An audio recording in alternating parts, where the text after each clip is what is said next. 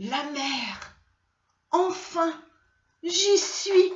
S'écrie le poisson qui se met à bondir dans l'eau, à plonger tout au fond, à danser. Il se sent vraiment, vraiment grand. Regardez, est-ce qu'il est grand maintenant? Il y a beaucoup d'eau, la mer est grande, mais est-ce qu'il est grand le poisson?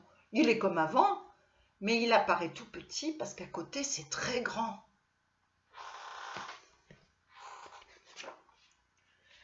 C'est alors qu'il rencontre. Regardez bien les enfants. Qu'est-ce qu'il rencontre? Quel animal? Est-ce que vous le reconnaissez? Là, on voit un hippocampe. Un hippocampe, c'est un petit animal qui est joli, qui ressemble un peu à un cheval.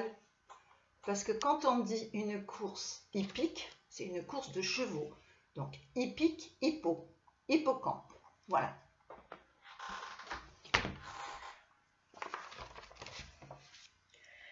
Il rencontre une chose énorme.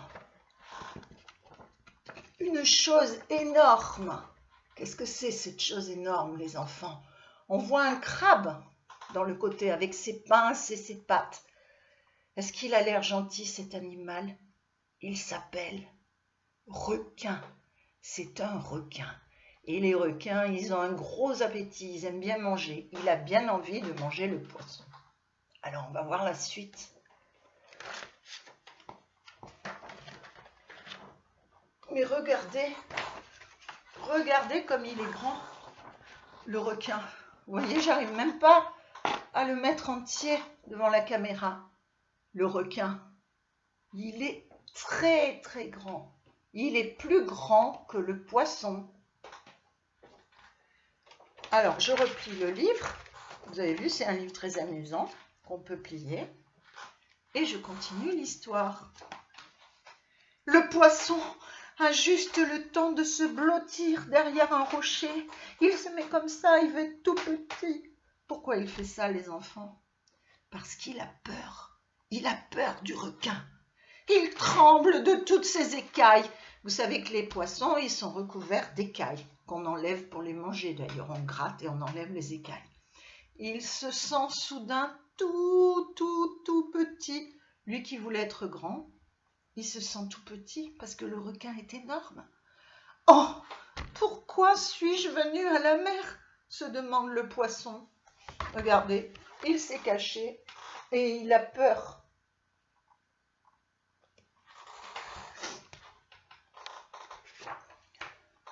Alors, rassemblant toutes ses forces, il repart. Il remonte la baie où dort la tortue, le fleuve où s'affaire le castor. Regardez, il repasse devant la tortue, vlouf, devant le castor. Ensuite, il retrouve dans la rivière le canard, la grenouille dans le ruisseau. Et où veut-il aller maintenant? Il veut retrouver, il s'élance de toutes ses forces du ruisseau. Et où il va aller, les enfants? Il va se retrouver et se jette dans sa petite mare. Regardez.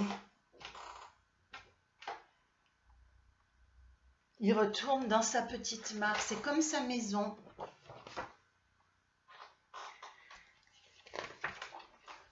Elle est toute ronde, bien douillette, comme dans un lit, juste comme il faut pour lui. Il est très content d'être retourné dans sa petite mare.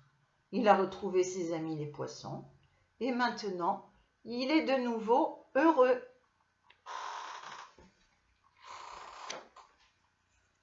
Voilà les enfants, j'espère que vous avez aimé l'histoire.